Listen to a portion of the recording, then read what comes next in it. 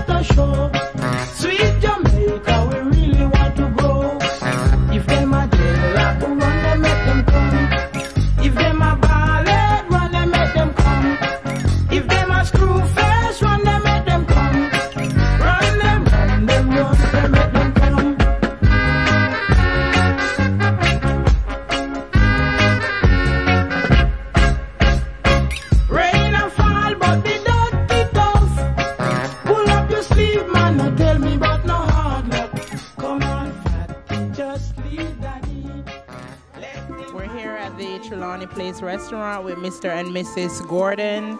They are from Jeffreytown Farmers Association and Jet FM Radio. I have Mr. Wordsworth Gordon over there, and this is Mrs. Ivy Gordon, and I have a few questions for them. Why did the UN choose the Jeffreytown Farmers Association to give such a prestigious award? To say, I can't tell you why they chose us. They thought we were good enough. We've done a whole amount of work over a long period of years. The Farmers Association, it formed in 1991, and since then we've been doing development work in our community, starting with water, looking for ways to help the farmers improve their income and their productivity after bananas were no longer gold. And from then, a series of things. From bringing the internet to the community, launching our own community radio. The association itself does group farming projects, and then we've taken on environmental work as well. The environmental work would be some huge gabion walls in Wallingford, that's down in the valley, check dams on the hillside to slow down the water. We've put contours of pineapple to stop the topsoil coming off. We've done composting.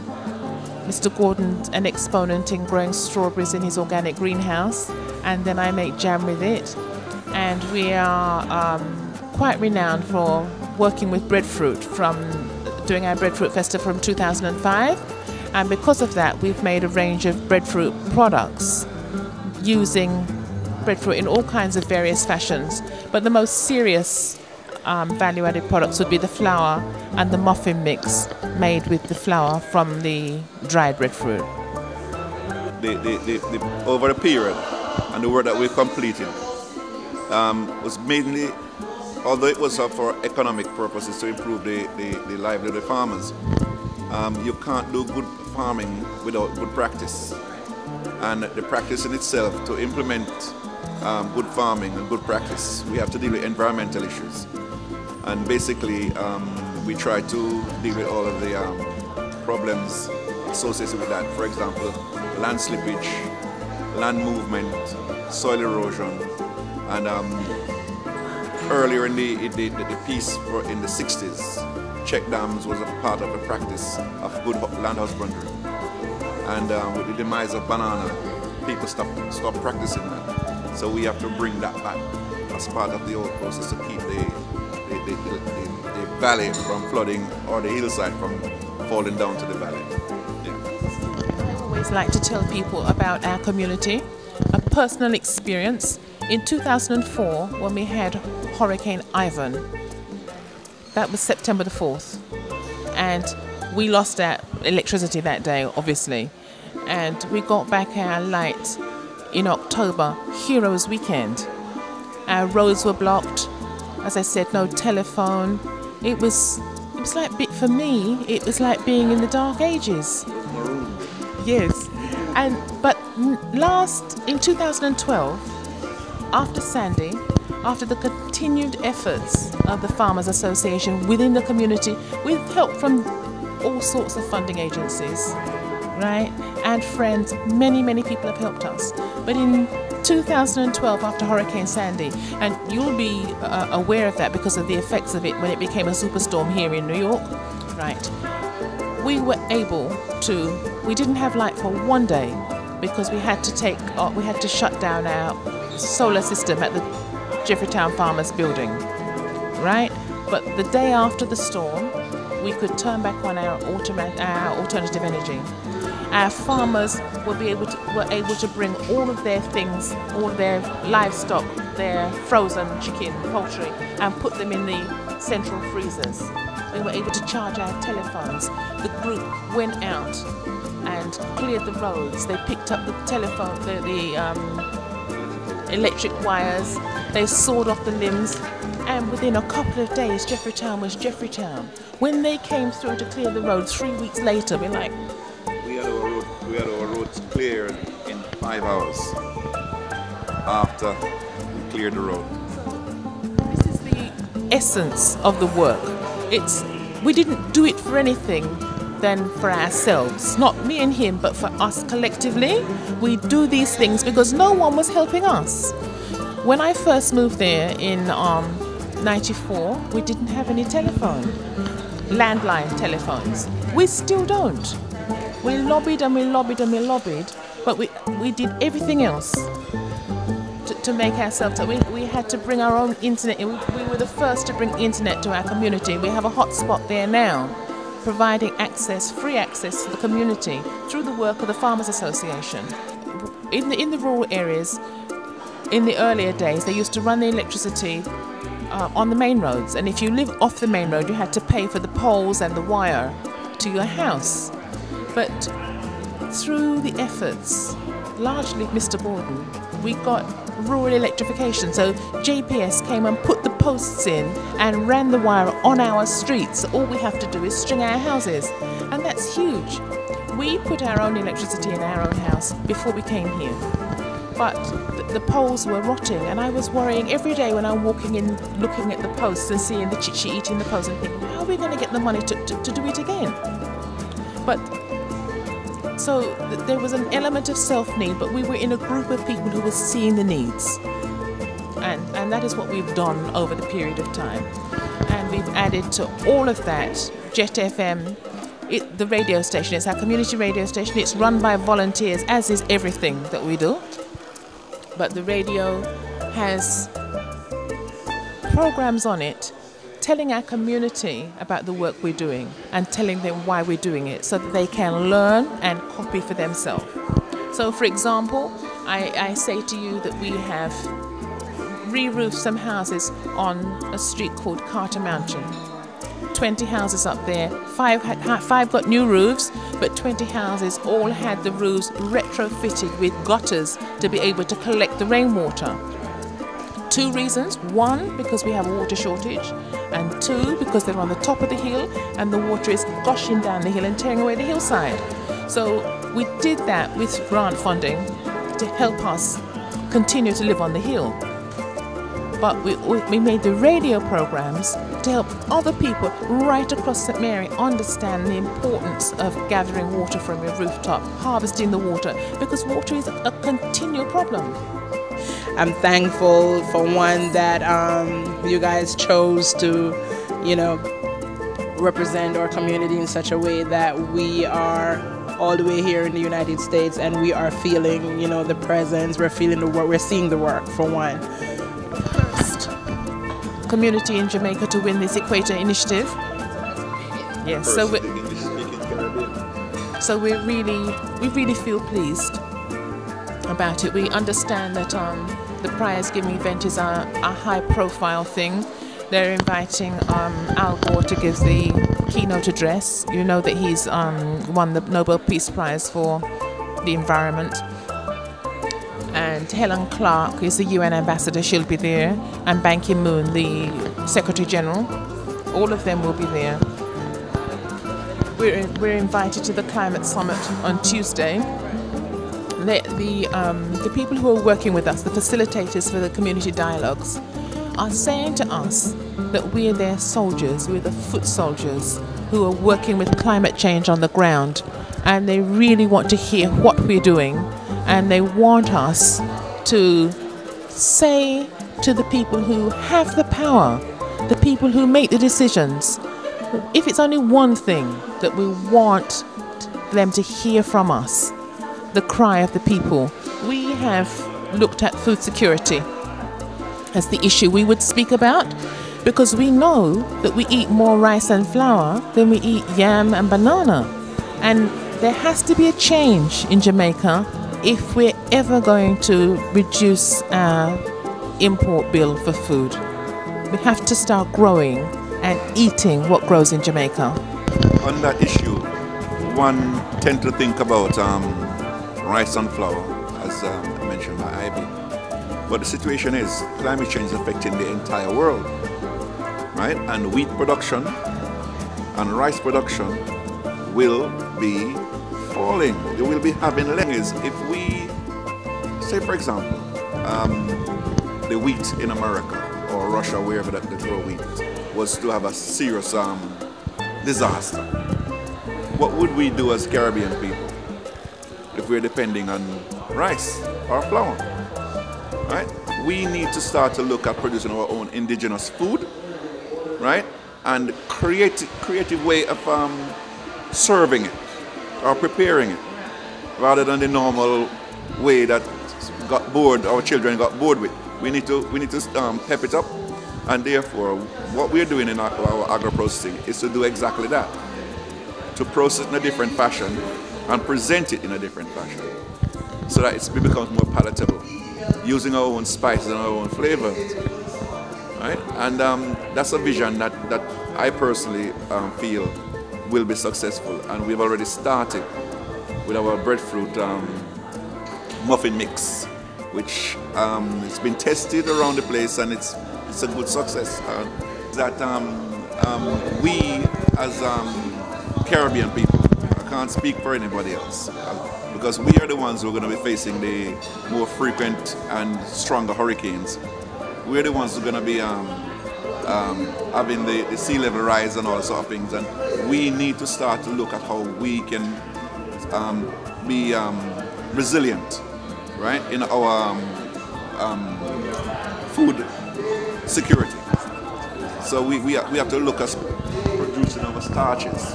We have to do our own starches and capitalize on it. You know, because it's a simple thing, is that if we look at now and don't look at it in the future, because climate change is here, it's not going to reverse in a short period of time. So therefore we've got to be adapting to and making sure that our food security is well secured. So I brought you some samples of the things that we are doing at home. I brought you the breadfruit flour, I brought you the breadfruit muffin mix, my favourite product, the strawberry jam. It's strawberry conserve, grown organically, and then some of our more fanciful stuff. We have a breadfruit liqueur and a jar of our honey. So all of them from Jeffreytown. You guys are doing some great stuff, some really wonderful stuff, and I am also aware that you guys had received the 2011 Michael Manley Self-Reliance Award. That's huge. Like, that is very huge. And could you go into a few details about what does that entail? Well, firstly, I would say to you that we won the Michael Manley Award in 2006 first. And then 5 years later, they came back and we won the award in 2011 because they could see progress. They gave us the award in 2006 because we had a dream and we were working towards it. And when they came in 2011, they could see clearly that we had marked off and moved forward. We completed 1,100 square foot of building. We had been running our community radio 16 hours a day for 3 years by then. We had our multimedia centre open and running.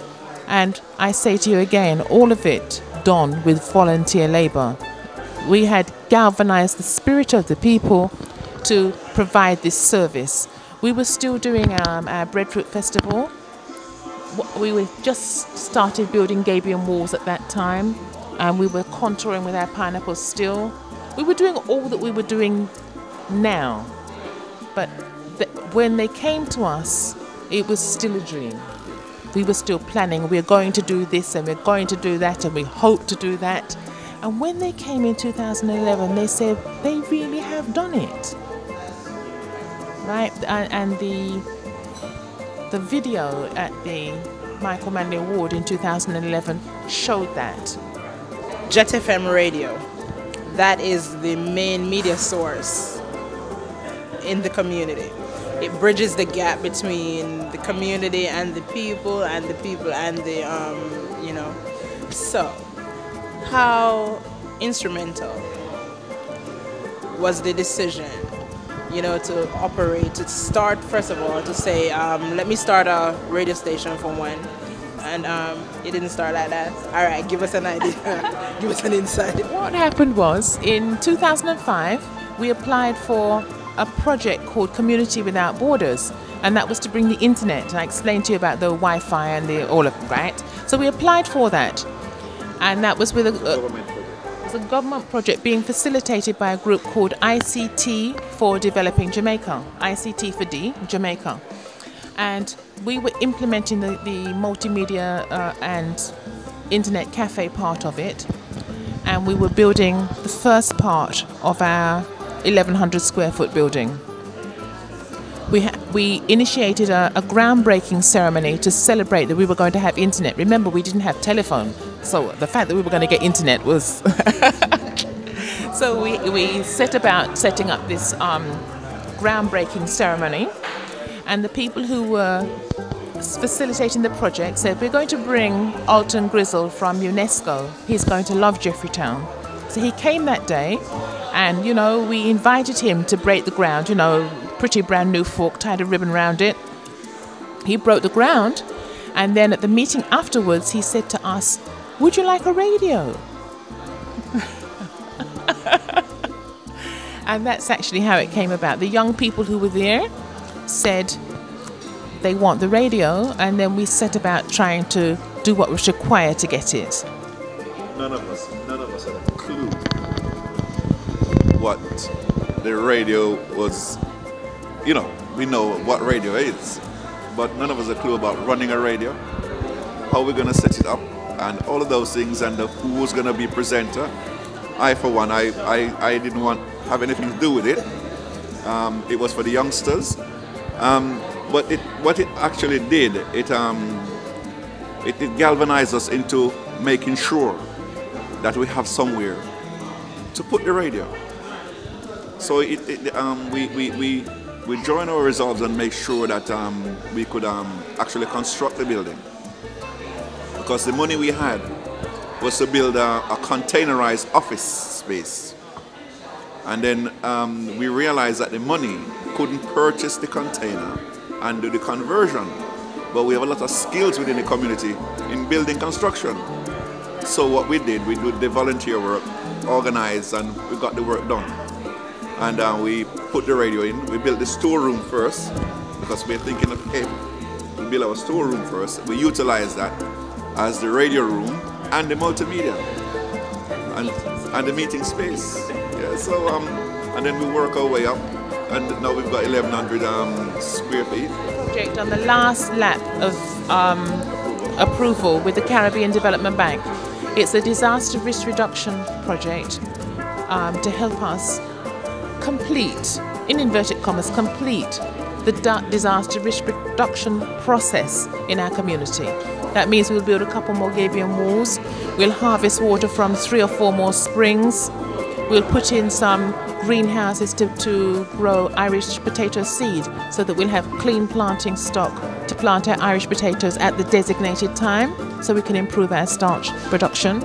It will give us a drying house so that we can dry all of the starches. That is our breadfruit starch, our sweet potato, our dasheen. Grind them to flour, sell some, give everybody who's dasheen and sweet potato and whatever it is they bring to dry back their portion, for their own food security.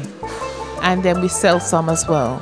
So the idea is that if there's a storm and the banana's gone, the yams turned up and shoved out of the ground, because that's what happened the last time, right? That when there's no food, we will have our buckets of dried breadfruit, sweet potato, cassava. We can't go hungry. And everybody who grows it will have their little 10-pound buckets like this of dried starch. Another component is about seed, what do you call it? Seed bank, creating a seed bank. So that, for example, when there's a disaster, hurricane, we wait on, to get seeds from donor countries. And sometimes the seeds they don't germinate. They're old, they're from old seeds, right? So what we tend to do, we get a lot of the same type of seeds like cauliflower or broccoli. And then if everybody plant broccoli, you know what happens, we get gluts and it goes to waste.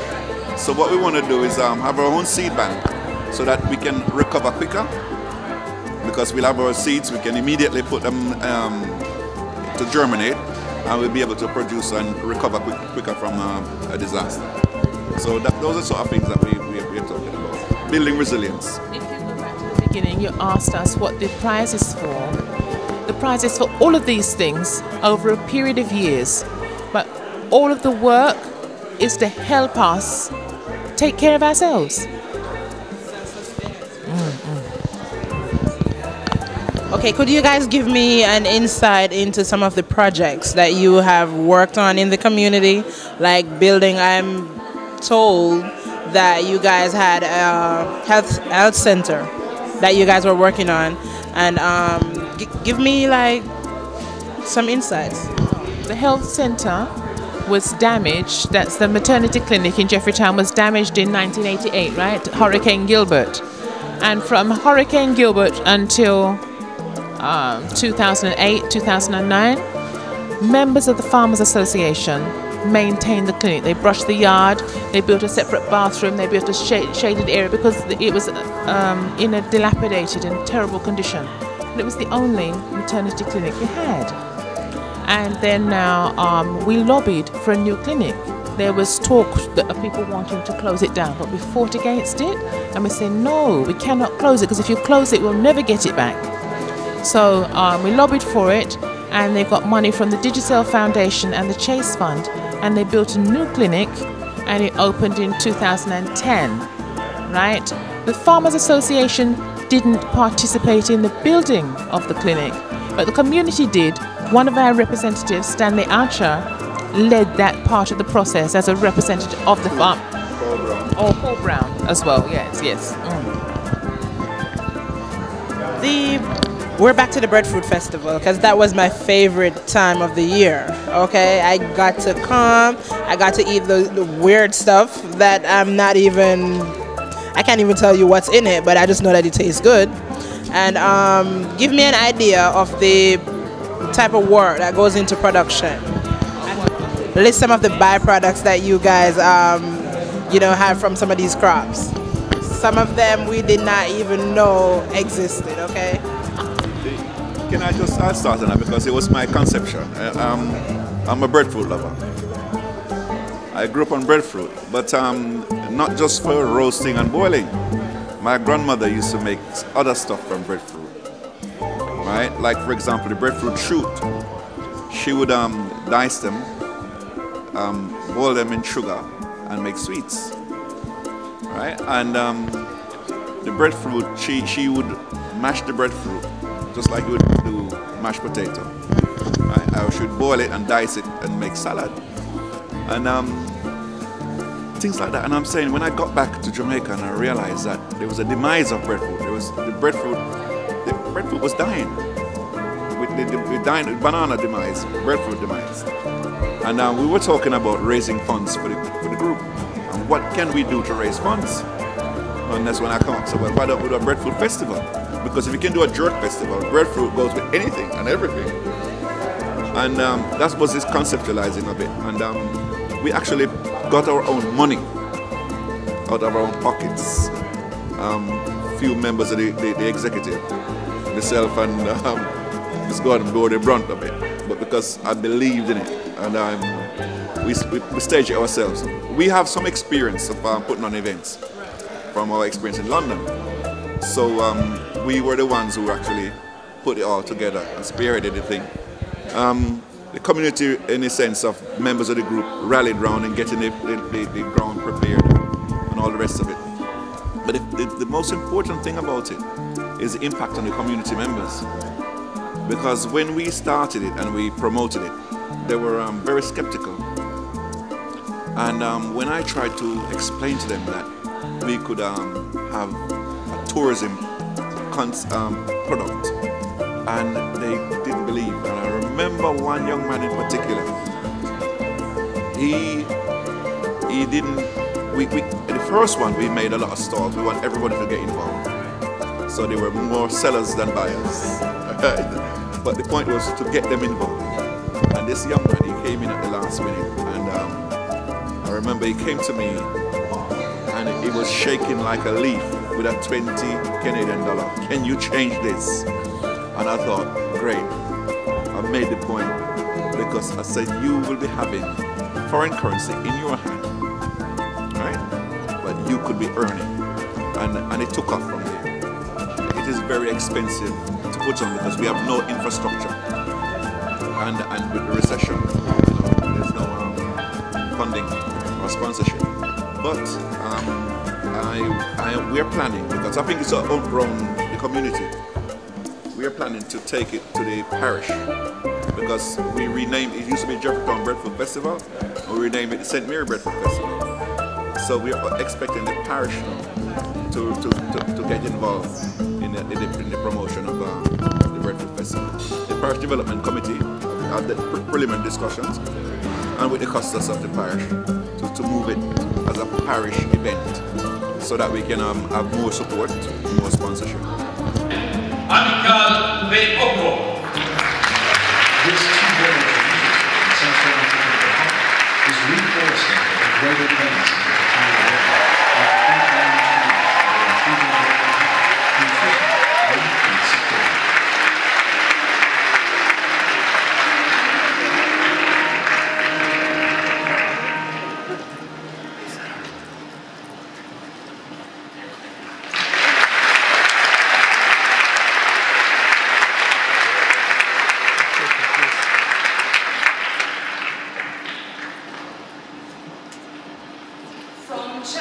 Chadian Association of Volunteers for the Protection of the Environment.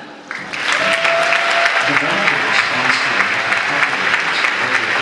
this restoration mission effectively responded to desertification and climate security, land rights and negotiating with local chiefs, transferring the management of degraded plots to local women, which are then restored to become more productive.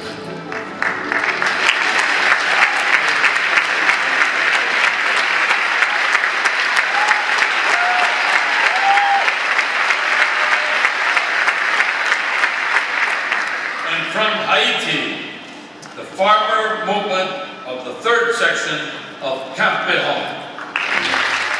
Focusing on land cultivation, this group works with more than 1,500 farmers to improve food security and facilitate access to seeds.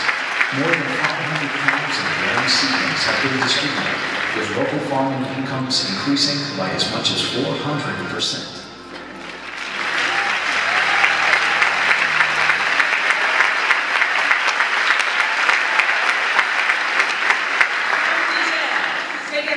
Of producer unions of Maradi. Both farm organizations and community-driven research initiative, this federation of 17 unions is bringing ongoing ecological intensification measures to small dairy farms, helping to enhance productivity, community incomes, and local resilience to climate change.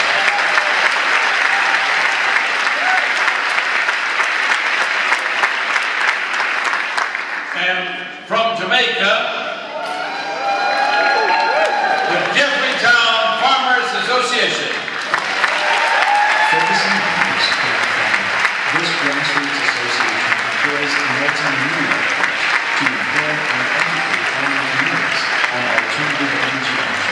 sustainable agricultural techniques, and disaster risk reduction strategies.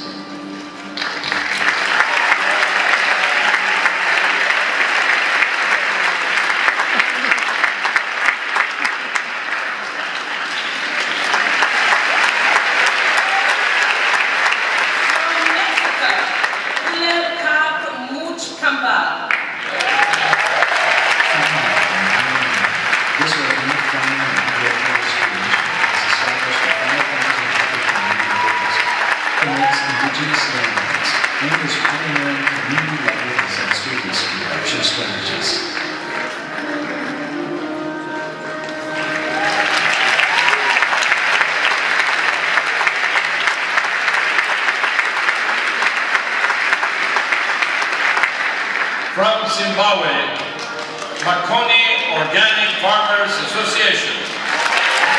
Developed to transition away from chemical-intensive agriculture. This farm cooperative uses organic certification to improve local livelihoods and restore the environment.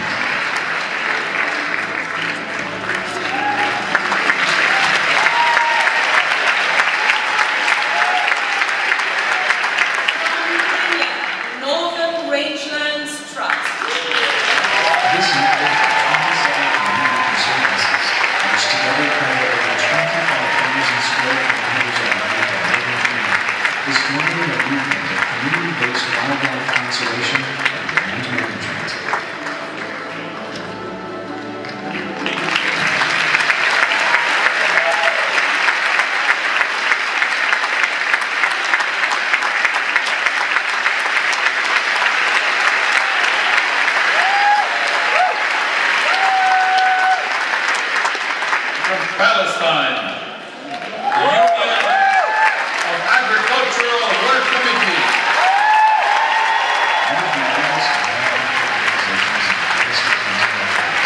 This union supports Palestinian farmers to market their produce, develop agriculture, and restore and innovate environments. Agricultural extension services are the national center for helping farmers for food and financial.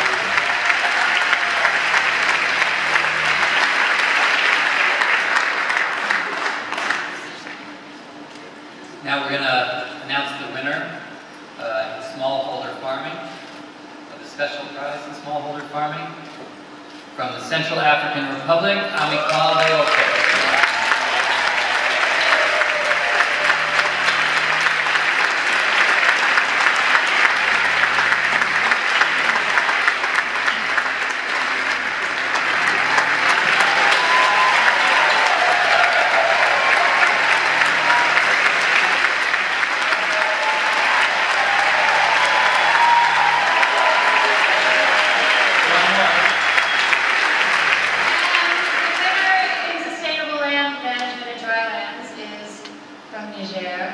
Federation of Producer Unions, Mahadi.